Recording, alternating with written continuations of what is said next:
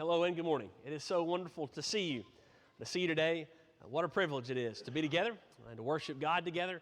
We have so much to be grateful and thankful for, and we pray that you had a great Thanksgiving week, and we're excited to start this week today in worship to God. We're going to be in Ecclesiastes chapter 9 this morning, Ecclesiastes chapter 9. It's a section where he's closing up some things he's mentioned earlier before he changes gears in chapters 10, 11, and 12. So Ecclesiastes chapter 9, we'll begin in verse 1 in just a moment. There was a young man who grew up in the state of Alabama. He ended up going to college and playing college football at the University of Alabama. And he began his coaching career as an assistant coach there at Alabama. And a couple years later, he was invited, had the opportunity to go be an assistant coach at Clemson. And then a few years after that, became head coach at Clemson, one of the youngest head coaches in all of the country. And then he led Clemson not only good seasons, but to a national championship. And at the time, and it's remained this way ever since, the youngest head coach to have ever coached a team to a national championship. Achieved that at such a young age, you would think, well, he's going to have a long, successful career and be one of the best-known names in all the sport. But we're describing not Clemson's current coach, Dabo Swinney, but in fact, the previous coach that won a national championship there in 1981, Danny Ford. Grew up at Alabama, went on to Clemson, and coached them to a national title then. He won that award and won that trophy as a 34-year-old young man. Led them to several consecutive ACC championships after that. Things kind of went afoul with Clemson administration. He left to go to Arkansas, coached for 4 or 5 years, and then has been retired to his farm there outside of Clemson in South Carolina for the past quarter century or so. So you were to ask Ford, hey, what would it have been like if you'd been coaching the past 25 years? If you kept on coaching, you were so successful at such a young age, what would it be like if you kept coaching? And he says, I'd likely be dead by now. You ask his wife, why did he give this up? Why did he retire? And she said, well, the pressure was just so intense. There was no privacy for the family. The pressure was too great. We're grateful he stepped away. And one of his daughters, one of his children, has actually said there was this clear understanding among the children. He chose us over football. See, the world would look at a situation like that and they would try to summarize it and say, he walked away from success. But the people that matter most in his life, and he would tell you, he redefined success.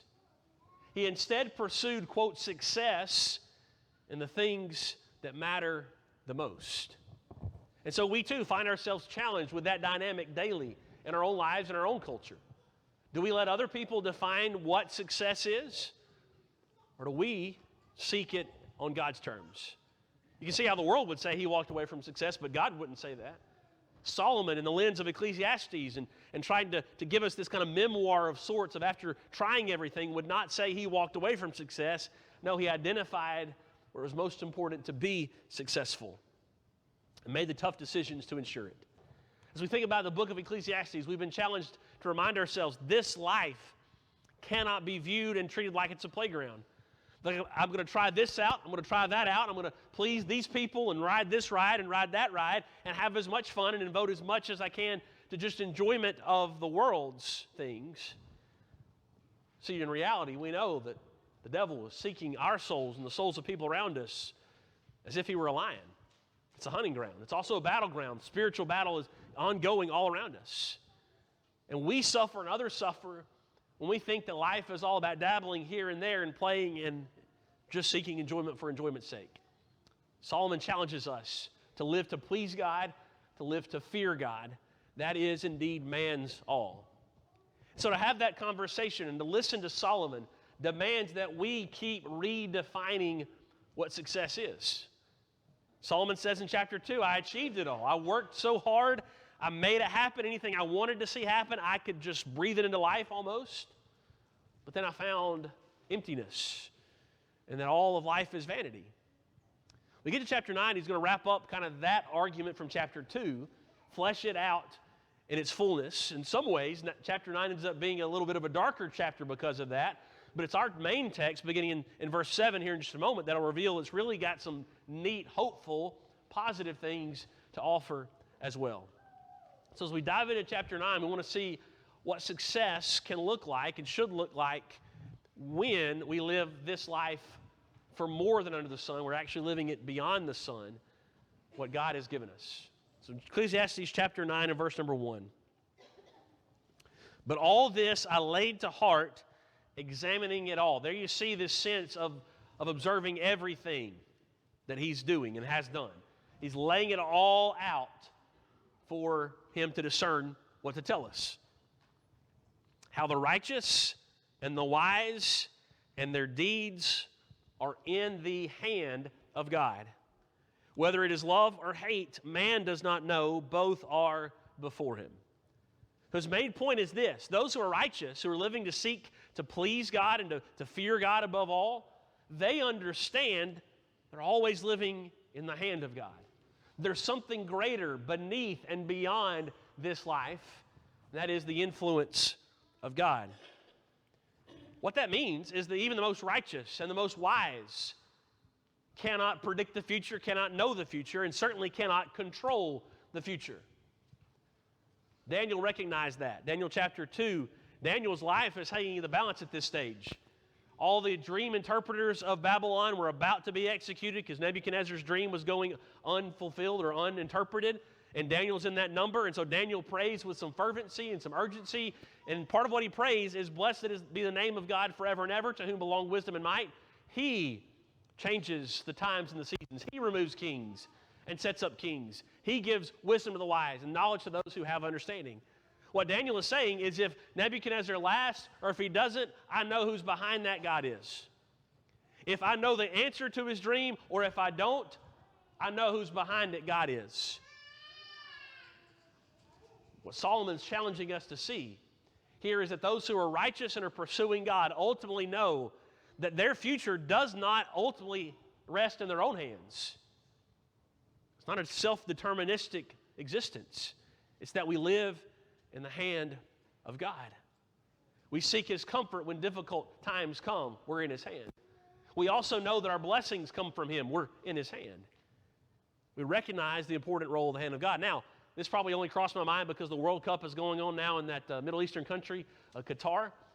But in 1986, the best player in the world, Diego Maradona for Argentina, scored the first goal of 2 against England, and that's him in the blue, by punching the ball in with his left hand.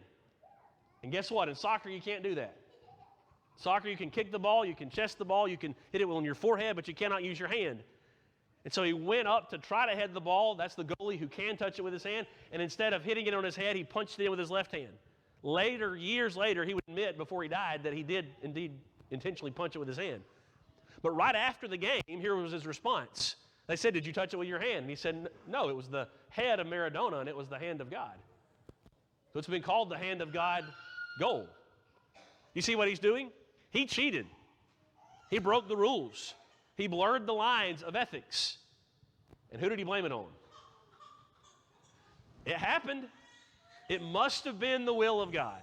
It must have been the hand of God because, hey, it happened. We worked it out. If we're not careful, we might be guilty of doing the same thing. Well, this thing's happening. This must be the hand of God and the will of God because it's what's going on. That's not what Solomon's talking about in view of the sovereignty of God.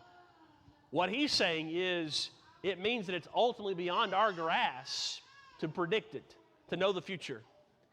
And we best not use it as a justification for what we're doing, but more of a sense of humbling ourselves before his will, knowing that all is in his hand. Now you'll notice in verse number 1 again, he says, whether it be love or hate, man does not know. Both are before him. Now what he's doing is he's using intentionally strong language, love and hate, to get us to see that outcomes of life ultimately are beyond our control. And so you could take two people who live in the same time and place, and they're both more or less just as faithful to God. And yet one you would look at and say, well, he lived a life that had a lot of great blessings and a lot of things worked out for him. He didn't have many health struggles, and his relationships were great, and the people took care of him in his life, and he only had one job, and he worked for the same company. And you just say, well, everything just always seemed to work out for him. You can take another person who's just as faithful to the Lord, And they might have to move around and bounce around a lot because jobs just dry up. And maybe other people in his life make life miserable for him. He has a lot of health problems. And they're both just as faithful to the Lord, and yet they've had some different experiences in life. One that we would say is generally positive, one maybe is viewed as generally negative. But only God knows the future, and only God knows the outcomes of our lives. Now think about why that's so important when we talk about defining success. Because Solomon's not telling us this so that we'll be over-deterministic. I can control everything that happens. He's telling us the reverse. We're ultimately answering to the hand of God. And sometimes that can kind of compete with our Western thinking. We can begin to think that we control everything. And he's saying the righteous know ultimately that the outcomes of life are in the hand of God. And that leads into a discussion beginning of verse 2 just about how depressing and how hopeless often death can make us feel. But it does beg this question: if we know we're headed to death, we don't know when it's going to happen, we cannot control outcomes. Ultimately, God is behind everything. Then how can we be successful? How can we define success once we recognize things are out of our hands? They're in fact in the hands of God. And that's where he's going to draw us near, beginning in verse number 7. So let's just read there how he's going to define in 4 different ways what success looks like. Verse number 7. Go, eat your bread with joy and drink your wine with a merry heart, for God has already approved what you do. So the first thing, in order to define for us what enjoyment looks like, he would say, treat every meal like it's a banquet. Enjoy your bread, drink your wine with a merry heart. God's already approved that you can enjoy all that he's given you. Be grateful for food. Whatever the food is, if it's a fast food biscuit, if it's a quick meal, if it's lunch, if it's supper, if it's Thanksgiving, if it's a banquet meal, you enjoy it because it comes from God, and he has given it to you for the sake of enjoying it. You know, Paul would prophesy, 1 Timothy chapter 4, about that great falling away of false teachers. And one of the things they do, verse number 3, is they forbid marriage, which comes up in chapter 9, verse 9 of Ecclesiastes. They forbid marriage, and they require abstinence from foods that God created to be enjoyed. For God created to be received with thanksgiving. So God gives us food to enjoy. And so Solomon is saying, eat. And eat with God in mind, knowing God has given it to you. Celebrate what you've been given by eating it and by enjoying it. But then the second thing, verse number 8. Let your garments be always white. Let not oil be lacking on your head. So modern kind of interpretation of that might be that he says celebrate every day as if it's a party. Make the most of every day. Get ready, get dressed. Take the means by which God has given you to take care of yourself, and you make the most of every day by what you wear, by what you put on in terms of a hygienic sense, the oil used for fragrance and cleansing. So make the most of your day by anticipating it with celebration in mind. Remember what it was that the prodigal son came home and the father hugs him and throws this big party, and a part of that party was, bring him my robe and shoes. So he's been living a destitute life in the far country. He's without clothing. He's dirty. He's without shoes. So as a part of the celebration, let's be sure he's clothed. Well, here Solomon is saying, you be sure your clothes are white. Let them be white. The idea of white there probably has to do with the fact they live in a desert, hot climate. So wear what's fitting for your occasion. Give thought and wear what's most sensible and reasonable for the occasion. View every day as a day worth celebrating because God has given it to you. Now, just pause after these first two ideas. We referenced 1 Timothy 6 and verse 8 last week. Paul warning against the dangers of wanting riches. Remember, he says, if we have food and clothing with these, we will be content. What's the first two things Solomon's saying? Verses 7 and 8 now. Enjoy your meal. Enjoy your food. Give thanks to the Lord. Make the most of it, no matter what it is. Celebrate and live out each day. Prepare for each day as a day worth celebrating because God's given it to you. Paul has said you be content with food and clothing. Jesus said don't be anxious about what you eat and what you wear because God's going to give you those things.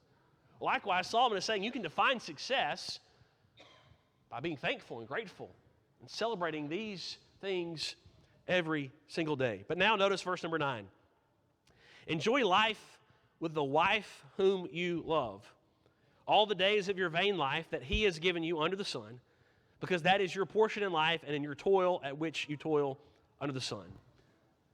Now there's two key phrases, the wife whom you love.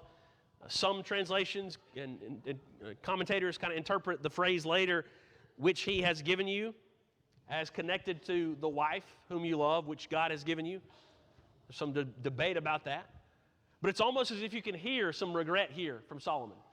Because Solomon has multiple wives, and he has all these concubines that are terrible influences and all of his entanglements with foreign nations. And so he goes back to it. He doesn't say just enjoy any wife. He says enjoy life with the wife whom you love. It's as if he's going back in his mind to that first one.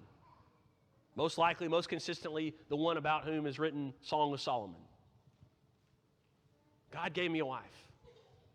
And of all the things that these other wives and these other ladies have brought into my life, it's led me away from the Lord.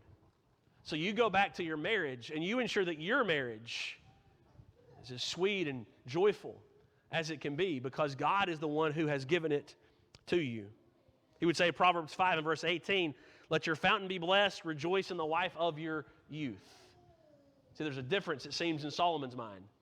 And his marriage influences as an old adult, having made so many mistakes, and where he began that journey with a wife of his youth. Now, interestingly, in the book of Proverbs, it's not heavy on this marriage advice like some, let's say, like Proverbs is, but there's been a couple of times he's addressed some important principles along these lines. It's back in chapter 7, he said this, I find something more bitter than death, a woman whose heart is snares and nets and whose hands are fetters. He's talked about death. He's warned about death. And now he's saying there's one thing you need to be even more afraid of than death. And that's the seductive woman. The woman who flirts. The woman who tries to entrap. Listen to the solution. Ecclesiastes 7 verse 26. He who pleases God escapes her, but the sinner is taken by her. There are going to be traps laid for you all along. But if you love God, you'll avoid those traps. Instead, you keep going back to the wife of your youth. And likewise, the application for wives is you go back to the husband of your youth. You go back to your marriage, and you enjoy and you celebrate that feeling of being dependent upon one another in the Lord.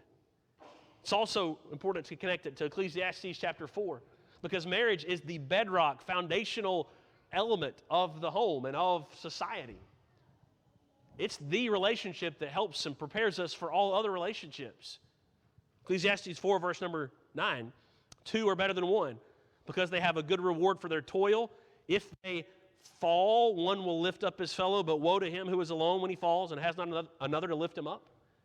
Again, if two lie together, they keep warm, but how can one keep warm alone? And though a man might prevail against one who is alone, two will withstand him. A threefold cord is not quickly broken. The power and importance of relationships is seen in that text. There's no more grounding and foundational relationship to all of mankind than what God dictated when he breathed life into marriage, man and woman, and gave them to each other and said, you are to belong to each other for life. So Solomon says, if we're talking about success on a daily basis, how you live in this foundational relationship will go a long way to defining what success must be. But number 4, look at verse number 10. Whatever your hand finds to do, do it with your might, for there is no work or thought or knowledge or wisdom in Sheol to which you are going. Fourth thing is to work hard with all of your might. Whatever it is that God places before you to do, you do it with all of your capacity. It's similar, right? Whatever food he's given you, you enjoy it. You partake of it.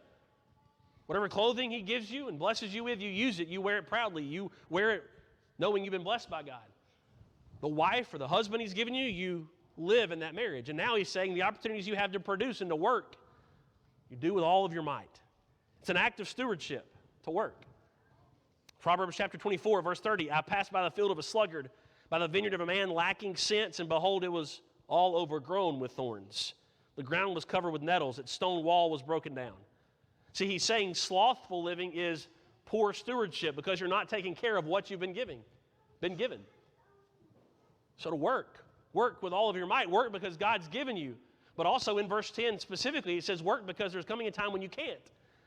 You can't make up for missed time once you die. There's coming a time in which you're going to answer to God for how you've lived and what you've valued and how you define success. And so work and work with all that you have. This reminds us of the beauty and the ultimate value of work. If we talk about ways in which we've been influenced for bad by the culture around us, we don't celebrate the culture of work near like we used to. And so often now you see this exchanged, it's work versus a job. And so often people think that you have to have a job in order to work, and yet the way God's always just designed the world, you work and you create value and you meet needs, and people will pay you for that. And thus you always have, because you work and you toil. And you'll always have a job if you're willing to work and to work with all of your might. I'm thinking that as we sit here this morning, we also would do well to learn from this on a spiritual level within the church. Now, we might be here and think, man, yeah, we need to work hard. I do work hard Monday to Friday, maybe Monday to Saturday. We work hard. You've got to work. And we forget or we ignore that the Lord has said we're to be workers and laborers in the kingdom. That the church grows when every member is working properly. There's an element of working with all of our might when it comes to doing the will of the Lord as His church, to serve the needs of the community, to serve the needs of one another in the church, to work to grow our own soul before Him. So work with all your might. It's a great value. It's a part of success, Solomon says. It also is necessary to be the church God would have us to be. If we think about these verses we've just read, 7 through 10, what he's done is he's expanded something he's repeated several times. You go back to the end of chapter 2. See, chapter 2 is when he realizes, hey, I've done all this, I've created all this, and it's still empty. It's still vain. And then at the end he says, but with God, there is enjoyment to be had. Apart from God, who can eat and enjoy life? Well, now what he's done in these verses is expanded that statement. He's repeated it several times. Now he's expanded it. And he said, you can look in the everyday moments of life, when you eat, and when you get ready to leave the house, and when you wake up next to your spouse, when you go to work, and when you work around the house, and when you go work to serve other people. And daily you can define success by doing those things out of gratitude and appreciation for God giving them to you. Think about how difficult these are in light of just this current culture, especially a digital online culture of attention. People might celebrate these things, but it's only for the sake of getting likes or shares or seeing that other people, knowing that other people are seeing you do them. Or they might do them to kind of have a competition and say, well, look what I wear. Look where I've eaten. Look at what I ordered from that restaurant. Look at this and that. Solomon says you do it because of your relationship to God. And you do it not by measuring it big or small. You make it significant by being grateful for it, knowing that God has given it to you. It's also how we go about establishing our priorities. When we plan for, when we enjoy, when we thank God for even what we might define as the simplest of blessings, we're continuing to establish and reestablish our focus and our commitment on God. God doesn't say, go just do big things and ignore the, quote, simple things. No, He's saying, you take care of every day and every moment. And you give thanks to Him for those moments. And you leave the outcomes in His hands. You're not living in a self-deterministic society. You're living in the hand of God. So you establish your priorities in Him by taking care of those seemingly smallest of moments. There was a short story, fictional short story written about a man early on in the COVID pandemic in a European country. And he was getting discharged after several weeks in the hospital.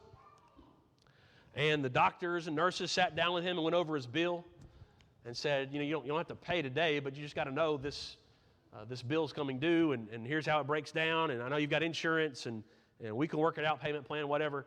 And one of the items was the fact that he had to be on a ventilator. So about half a day or a day, he was on a ventilator.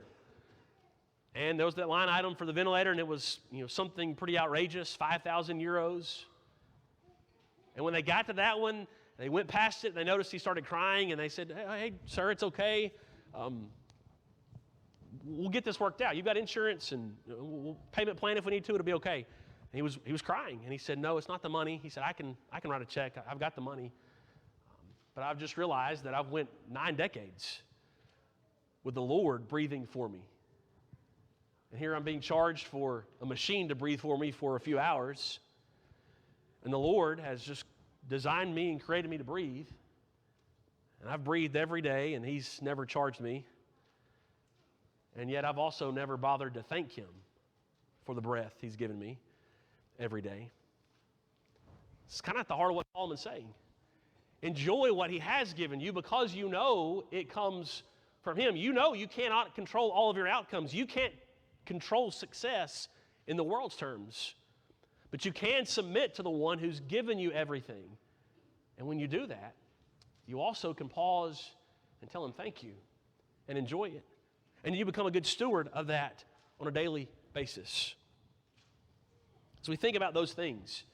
That's a path for enjoying, quote, success in terms of wisdom before God. But you keep reading in chapter 9, it's kind of a little bit of a head fake because early verses in chapter 9 are kind of doom and gloom. You get these great optimistic verses here in 7 through 10. But then 11 and 12 is a little bit more negative because it's turning back to the perspective of the world, life under the sun. And the part about that we need to see about this is that the world recognizes verses 11 and 12, and yet it cannot explain them. The world today recognizes 11 and 12 happened that we're about to read, but it has no explanation for them. But remember, we're in the hands of God, and we know outcomes are up to God. So let's read beginning verse number 11. That enjoyment to God's solution is an answer to God's or to life's unpredictability. So Ecclesiastes 9 verse 11. Again, I saw that, notice, under the sun, okay, life here on earth, apart from God, the race is not to the swift, nor the battle to the strong, nor bread to the wise, nor riches to the intelligent, nor favor to those with knowledge. But time and chance happen to them all. See, people in this world, even those that don't recognize the truth of God, still have to look up and realize and try to answer for why the fastest runner doesn't always win the race, why the best team doesn't win the game or win the championship. It doesn't always happen. Or why the strongest military and strongest nation doesn't always win the war. Why those who are intelligent or wise or knowledgeable don't always get the outcomes we think they would. Well, surely they're rich, or surely they're going to have a lot of food on their table, or certainly they're going to be recognized. And yet Solomon is saying it doesn't always happen. Why? Because it's ultimately in the hand of God. Only God knows the outcomes. You can't control every outcome. And the world doesn't have an answer for why this happens. But when we submit to God and see what He's given us and thus enjoy what He's given us, that is an answer. We may not can predict life, how it will go, but we can enjoy the moments God has given. Verse number 12 also challenges us. Before we do verse 12, let's think quickly about verse 11. Think of how the world does try to reconcile these things. Just think quickly, because this can influence us. Because the world looks out and sees the fastest, strongest doesn't always win, the smartest doesn't always get what he might deserve. It would be quick to blame it on someone else. Why doesn't the fastest win the race? Well, because the other side cheated. Because the referees cheated, of course. The referees are on the take. That's why they didn't win. See, the world culture often convinces us to think, well, it must be somebody else's fault if the best didn't always win. Sometimes it's unexplainable. The other extreme is also possible, that we take such a self-deterministic view that we begin to think, well, I thought I was the fastest, but I didn't win the race, so it must be my fault. There must be something wrong with me. And we internalize that guilt of thinking somehow I don't add up. And the truth is, time and chance happen to everyone, and we cannot always explain it. You go back to chapter 3, there's a time for everything. That means there are some cycles that just happen. And we have to submit to the one behind it all so that we can rest in His hand even when things are unpredictable. Now to verse number 12. Unpredictably extends not just to events in this life, but also to death. The death is coming. That's what he's emphasized, verses 2 through 6, that we skipped over. But the timing of death, we don't know when it's going to happen.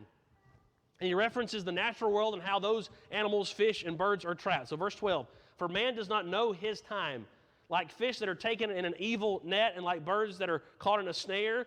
So the children of man are snared at an evil time when it suddenly falls upon them.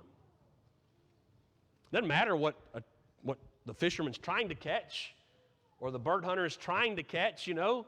He can try to catch a certain species, but if another fish swims in it, that's what he's going to catch. And it just happens suddenly. Suddenly the fish is swimming free, carefree, and all of a sudden it's in the net, and once it's there, it's too late. No matter what the bird's doing, once the bird wanders in the trap and takes the bait, it's too late. It's going to be caught. It's sudden. He says death is like that. We can't predict it. We can't know it ahead of time. It's just coming. We don't know when. And the world struggles to define why that's the case. We recognize that all of life and all of time are in the hand of God. And thus living to enjoy every moment because it comes from Him is God's answer to this. Death's going to catch us off guard. Yet we can live with God's blessing in a way that predicts that enjoyment and knows that enjoyment is there for us. So that means those who are wise, who live for life beyond the sun, know that our lives are always in God's hands. And even though life is unpredictable within itself and also unpredictable when it comes to death, we can lean on Him who sustains us. So think about these two sections of the text, verses 7 through 10, the enjoyment of life, the positive side of life, verses 11 and 12, some sobering reminders about the uncertainties of life. Just think about how necessary they are together. If we were to take verses 7 through 10 alone, we could pull those out. There's a lot of places that would be a great positive message. It sounds a lot like eat, drink, be merry, celebrate, because tomorrow we die. And yet that's not the full truth. We need to eat, drink, be merry with God and because of God. Celebrate because of what God has given us. Not just this hedonistic follow every urge as it comes. But then you would have the other approach, verses 11 and 12. Some would listen to these uncertainties of life and say, well, eat and drink, but don't be merry. There's nothing to celebrate. There's nothing to look forward to. So just live, and then tomorrow we die. God gives us something to appreciate and to enjoy now because He is also taking care of the unpredictabilities of life. What that means is the destination matters. We're living for God. We're living to go answer to God and to live with God for eternity. He is our destination. The destination matters. But so too does the journey. So too does enjoying what He gives while He gives it, for the sake of seeing Him more and seeing Him more clearly and pointing others to Him more closely. That too matters. So 7 to 10 points us to a journey of pleasing God, while 11 and 12 reminds us our destination is in His hands ultimately. We think about this and success and how this points us ultimately to Christ. We need this constant reminder that nothing we can pursue in this life will ever be more valuable than our soul. That's Solomon's conclusion. Fear God because you're going to have to answer to God. You get to answer to God at the end of this life. So Jesus would say it this way: what will it profit a man if he gains the whole world and forfeits his soul? That's not just about money. We talked about money last week. It's not just about achievement and success and power and authority, control. It says if you gain everything you could, more than you can imagine, it's still worth less than your soul. So what will a man give in exchange, return for his soul? And thanks be to God, He's given us Christ so that we can live for something greater. That day of judgment, blessing when He calls us His own. Jesus died for all, that those who live might no longer live for themselves. See, Solomon's showing us a glimpse of how empty it is to live for ourselves. So instead, live enjoying the meals and the days and your spouse and your work because God's given them to you. Live for Him in those moments because we might no longer live for themselves but for Him, who for their sake died and was raised. Because He guarantees life beyond this one. We can make the most of this life within each and every day. What about you this morning? Do you know that your life is in His hands? Are you aware of that simple truth but sobering truth? Are you confident that your life is in safekeeping in His hands, that you're right with Him? If you know that you're not, if you know that you need to be in Christ His Son, you need to obey Him, put Jesus Christ on in baptism this morning, let today be the day you make that decision. Please make that decision before it's too late. If you need to return to Him because you know that you've left His side, you've not been enjoying Him, and thus you've not been living a, quote, successful life, choose today as the day you make things right with Him. If you have those needs, would you come? And come now.